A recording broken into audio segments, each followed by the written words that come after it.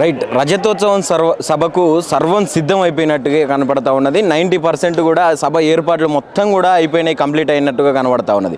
ప్రస్తుతం దీని మీద మనతో పాటు మాట్లాడడానికి రవీందర్ అన్న ఉన్నారు, మాట్లాడే ప్రయత్నం చేద్దాం. నమస్తే అన్న. నమస్తే. ఏం చెప్తారన్న అంటే ఈ సభ ల్యాండ్ కూడా కొంత వీళ్ళని ప్రజలను ఇబ్బంది పెట్టి తీసుకున్నారని చెప్పి కాంగ్రెస్ వాళ్ళు మాట్లాడుతూ ఉన్నారు. ఏం చెప్తారు అసలు? ప్రజల్ని ఇబ్బంది పెడితే రోజులయ్యి, రైతుల్ని ఇబ్బంది పెడితే ఇది మంత్రి నియోజకవర్గం. మంత్రి నియోజకవర్గంలో రైతుని ఇబ్బంది పెడితే మీ టీవీలో లాగుతారు, రైతులు ఆగుతారు, మంత్రి ఆగుతారు, ఈ కాంగ్రెస్ గవర్నమెంట్ ఆగుతుందా?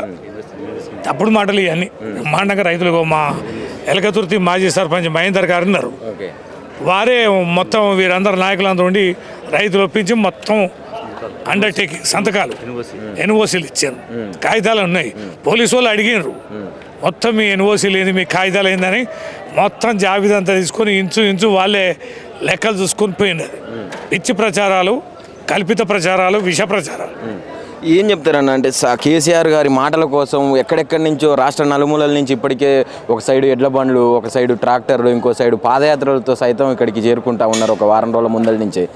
ఈ ప్రసంగం అంటే కేసీఆర్ గారు ప్రసంగించేటప్పుడు అసలు దేన్ని ఉద్దేశించి మాట్లాడతారు అనుకుంటున్నారు? కేసీఆర్ గారి క్రేజ్ అది అనేది ఇప్పుడు అర్థం చేసుకోవాలి. ఓడిపోయినరు, ఇంకా కేసీఆర్ గారి పని అయిపోయింది, ఇక ఫామ్ హౌస్లు ఉంటారు, బయటికి వెళ్తా లేదు, సభకు రావాలి అని విష ప్రచారాలు చేస్తారు కదా.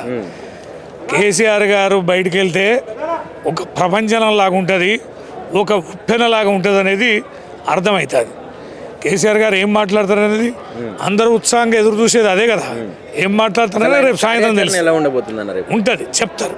అంటే ఏ టైం వరకు సభ స్టార్ట్ అవుతుంది, ఏ టైం వరకు కేసీఆర్ గారు ఇక్కడికి రావడం జరుగుతుంది? ఇట్లా కేసీఆర్ గారు ముందుగానే వస్తున్నారు, ఎందుకంటే రావడం చాపర్లు వస్తున్నారు కాబట్టి వారు 5-5:30 గంటలకే సభాస్థలికి చేరుకొని ఉంటారు. ప్రజలందరూ చేరుకోగానే సభ ప్రారంభమైంది. అర్ధ గంట అటు ఇటుగా సభ రేపు సాయంత్రం ప్రారంభమైంది. అందరూ మా విజ్ఞప్తి ప్రజలకి ఏంటంటే మీరు 2 గంటల నుంచి 4 గంటల వరకే ఇలా కూర్చోవాలి. లేకపోతే మాత్రం సభాస్థలి అనేది రోడ్ల మీద విపరీతంగా ట్రాఫిక్ జామ్ ఉంటుంది.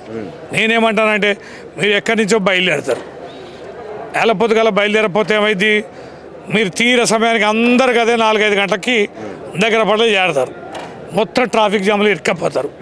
కనుక 1 గంట 2 గంటలు ముందుగా బయలుదేరితే ఇబ్బంది ఏం లేదు.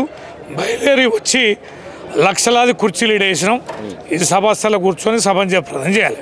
రైట్. ఫైనల్గా ఇప్పుడు ఉన్నటువంటి ముఖ్యమంత్రి సభ అంటే మా ముఖ్యమంత్రి సభ పెడితేనే అక్కడక్కడ ఖాళీ కుర్చీలు కనబడుతున్నాయి. ఇప్పుడు కేసీఆర్ గారు సభ పెట్టి ఏదో 100 ఎకరాలు వేసి సెట్ వేసి ఉన్నంత మాత్రాన జనాలు వస్తారనుకోవడం భ్రమ అని చెప్పి కొంతమంది అంటూ ఉన్నారు అధికార పక్షం వాళ్ళు. ఏం చెప్తారన్న వాళ్ళ సమాధానం? ఇక వాళ్ళు రేపు మధ్యాహ్నం వరకు ఈ సంబరాలు చేసుకుంటారు. రేపు మధ్యాహ్నం నుంచి రాష్ట్ర వ్యాప్తంగా వాళ్ళకే ముందు తెలుస్తుంది కదా. ఇంటెలిజెన్స్ వాళ్ళు, పోలీసు వాళ్ళు ఉండి ఈ ఊళ్ళో నుంచి వెళ్ళినాయి, ఈ మండలం నుంచి వెళ్ళినాయి, ఈ జిల్లా నుంచి వెళ్ళినాయి, ఇన్ని వేల వాహనాలు. ఎక్కువ అప్డేట్ ఎవరికి ఉంటుంది? ముఖ్యమంత్రికి ఉంటుంది, కాంగ్రెస్ వాళ్ళకి ఉంటుంది, అధికార పార్టీ వాళ్ళకి ఉంటుంది. మంచిగా చూడండి, తరించండి. మీరు కూడా అందరు టీవీల మీద ఉండాలి. కాంగ్రెస్ వాళ్ళు మంచిగా తరించాలి. రోడ్ల మీద ఎన్ని వేల వాహనాలు, ఆ ట్రాఫిక్ జామ్ అయింది, ఎన్ని లక్షల మంది ఊళ్ళకి వెళ్ళారు, అక్కడి నుంచి లెక్క కట్టండి. ఊళ్ళెక్కల్లో బండి ఎక్కిన వాళ్ళ కంచి లెక్క కట్టండి. మీ దగ్గర సమాచారం ఉంటుంది. మీ కనుక మంచి మనస్సు, మంచి బుద్ధి ఉంటే మొత్తం బయలుదేరిన వాళ్ళ సంఖ్య కూడా మీరు చెప్పాలి, దాచుకోకుండా చెప్పాలి.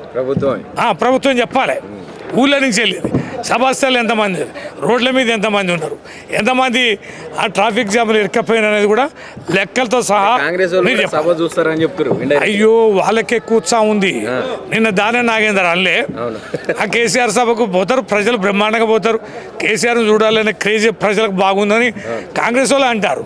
అంటే దానం నాగేందర్ కూడా ఈ సభకు వచ్చి మళ్ళా రీజాయిన్ అయ్యే అవకాశాలు ఏమైనా కనిపిస్తున్నాయి? చచ్చా అట్లాంటిది, అట్లా రీజాయిన్లు